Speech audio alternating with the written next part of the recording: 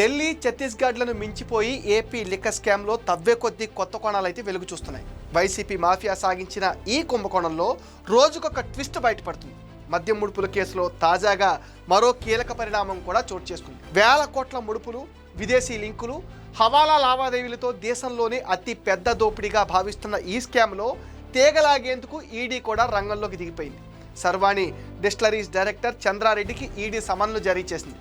Money laundering కేసులో ఈ నెల 28న ఉదయం 10:30 తమ కార్యాలయంలో విచారణకు హాజరు కావాలని ED Hyderabad branch assistant director Prateek Singh సమన్లు జారీ చేశారు. మనీ లాండరింగ్కు సంబంధించి వివరాలు ఇవ్వాలని అందులో పేర్కొన్నారు. మద్యం అక్రమాల్లో సర్వాణి ఆల్కోబ్రూ పాత్ర కూడా ఉందంటూ 2022లోనే ఆరోపణలు కూడా వచ్చాయి. అప్పట్లో టీడీపీ నేతలు సర్వాణి అక్రమాలపైన ప్రెస్ మీట్ పెట్టి వివరించారు.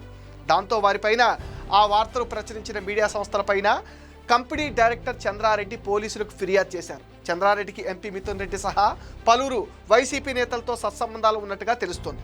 సిట్ పలుమార్లు ఆయనకు నోటీసులు ఇచ్చినా విచారణకు రాలేదు. తన వయసు 60 ఏళ్లు పైబడినందున విచారణకు హాజరు కాలేనంటూ తప్పించుకుంటూ వచ్చారు. ఇప్పుడు అదే చంద్రారెడ్డికి ఈడు నుంచి పిలుపు వచ్చింది. మద్యం ముడుపుల్లో వచ్చిన సొమ్మును అమెరికాతో పాటు దక్షిణాసియా, ఆఫ్రికా వంటి దేశాల్లో పెట్టుబడులుగా పెట్టే ప్రయత్నాలు బలంగా జరిగినట్లుగా ఈ కేసులో కీలక నిందితుడిగా ఉన్న ప్రణయ్ ప్రకాష్ వాంగ్మూలం ఇచ్చారు. ఆఫ్రికాలో మైనింగ్ ప్రాజెక్టులు చేపట్టాలనుకున్నట్టుగా పలు కీలక కంపెనీలు ప్రతినిధులతో చర్చలు కూడా జరిపినట్టుగా వెల్లడించారు. కాగా జగన్ హయాంలో జరిగిన 3,500 కోట్ల లిక్కర్ స్కామ్పై ఇప్పటికే సిట్ అన్ని ఆధారాలు సేకరించింది. A1 రాజ్ కసిరెడ్డితో మొదలుకొని వైసీపీ ఎంపీ మిథున్ రెడ్డి వరకు ఈ కేసులో 12 మందిని అరెస్ట్ చేశారు.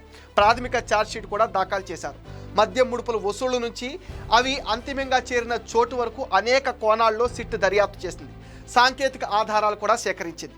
ఛార్జ్షీట్లో బిగ్ బాస్ జగన్ పేరు సైతం చేర్చింది. ఈ కుంభకోణం తీవ్రత నేపథ్యంలో ఈడీ ఇప్పటికే సిట్ నుంచి కేసు వివరాలు తీసుకుంది. తన పరిధిలోకి వచ్చే మనీ లాండరింగ్ పైన దృష్టి సారించింది. దీనికి సంబంధించిన ఆధారాలు లభించడంతో సర్వాణి ఆల్కోబ్రూ కంపెనీ డైరెక్టర్ చంద్రారెడ్డిని విచారణకు కూడా పిలిచింది. జగన్ హయాంలో అతి భారీగా లిక్కర్ ఆర్డర్లు పొందిన కంపెనీల్లో సర్వాణి ఒకటి. ఈ వివరాలను సిట్ తన ఛార్జ్షీట్లో కూడా ప్రస్తావించింది.